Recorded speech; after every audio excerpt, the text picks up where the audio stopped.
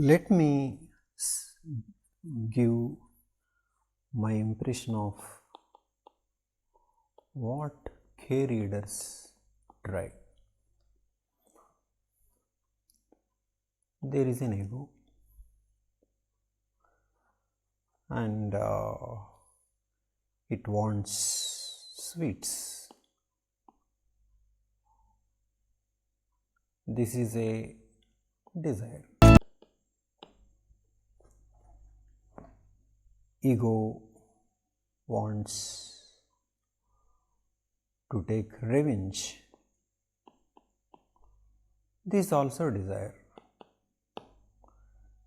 This is a positive thing, positive desire, wants to achieve, and this wants to hurt somebody, this is negative.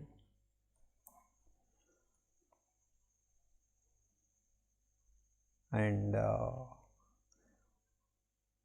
sweets are outside the outside world, in the outside the mind, and person against whom revenge has to be taken is outside mind. Let us say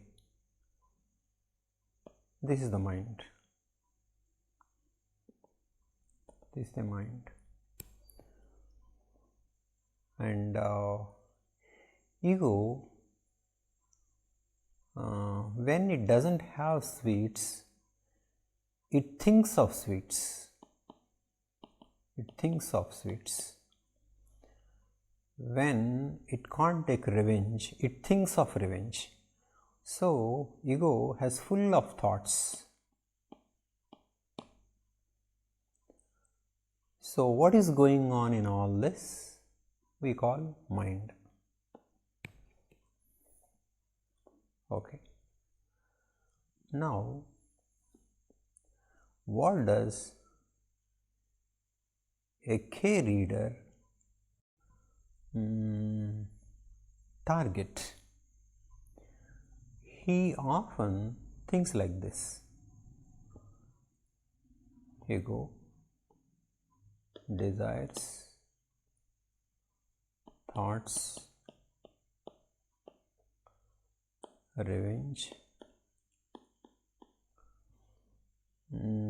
K reader thinks that he shouldn't have revenge thoughts, because revenge represents division and other, it creates a bad world, he is a bad man, so he doesn't want revenge. And he doesn't want desires also. Desire, this also he doesn't want. And he doesn't want thoughts also. And in the end, he doesn't want ego also.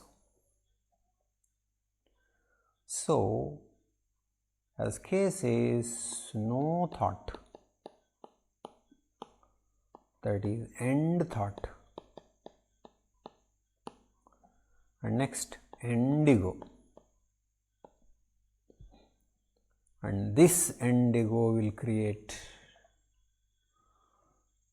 a better person, or a better person, or better non-person, whatever, and a better world. Okay. And K reader is likely to think, by observing these thoughts, he is going to achieve these ends. Okay. But the problem with this approach, is there a different and a more elegant way? I am proposing how Ramana Maharshi would look at these things. First of all, let me clarify, I am not saying that Ramana is flawless, no, because I believe that entire Indian spirituality has certain problems. So, don't think I believe Ramana is flawless and JK is full of flaws. Not like that. In fact, we are discussing these people not really because of our desire to criticize some or praise others, but as a way of investigating these issues. That's how I take it. And it is my understanding that entire Indian spirituality hasn't understood the role of ego. That is a different issue, but let us see how Ramana Maharshi has a better view on this issue. Okay. This is like this: ego, desires and thoughts. Ramana Maharshi would say, this is true, ego has desires and ego has thoughts, but so what?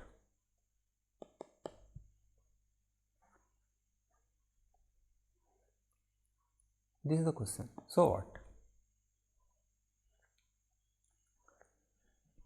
His most serious question is, so what if ego is like that?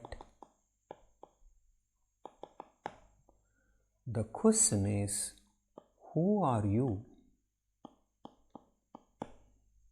Who are you? Who am I? Is the most important question in Ramana's philosophy. What Ramana wants to say is that to the question of who am I, if you ask,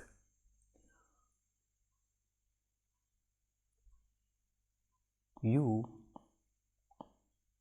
are not your ego.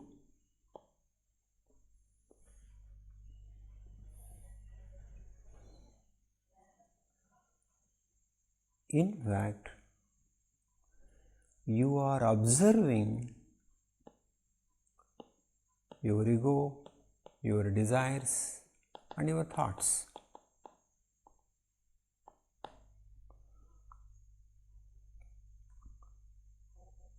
So,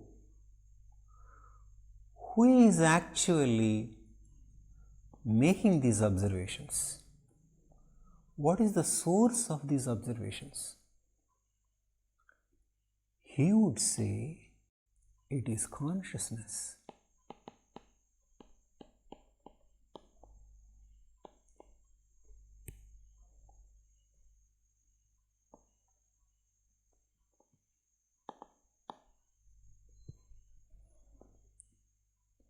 It is consciousness that is seeing the ego, its desires, thoughts, everything. So, why do you think you are ego? Instead, why don't you think you are this consciousness?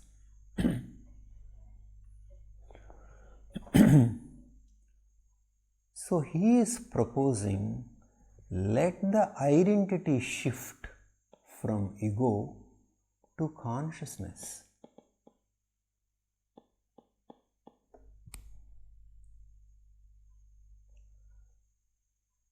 This consciousness he called, I am calling it simply consciousness, he used a different word called the self.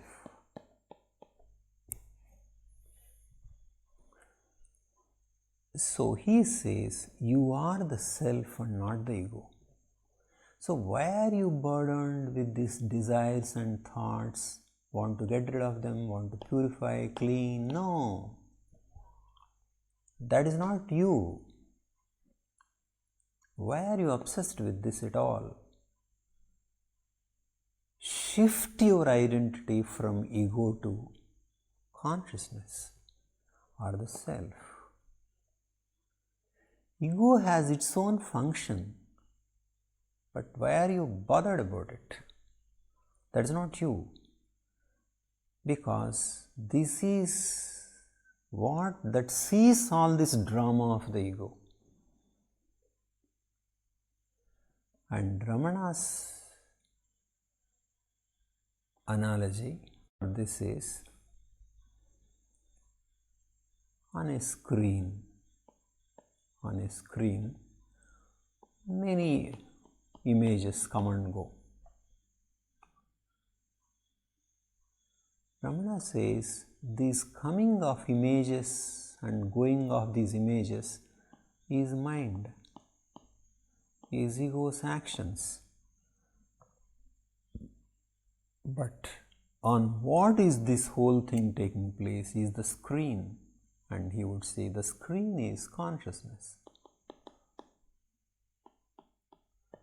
So instead of identifying yourself with this drama, identify yourself with the screen. So he is asking, what are you? And you are not your ego. So you can say the transformation is somehow the shift of identity from ego to the self, or you can say the capital self, or I would say simply consciousness. Consciousness is like a light that's seeing everything, that's seeing your desire, that's seeing your ego, that's seeing your thought, everything. That is consciousness. Okay. So, focus is not on ego, desire or thought, but the focus is shift of identity from ego to the self. This I found is much more elegant way to look at transformation. And what did Ramana say about ego when the transformation to self takes place? He said, not that ego disappears, but ego is like moon in a daytime. Ego is a moon in daytime, it seems. It means it is there. But that is not the main thing. There is so much of light, because of which this is not important. But definitely, this is sometimes important. More importantly, it is there. So, transformation is about change in the conception of who am I, not ending I, ending thought, ending desire. Think about it.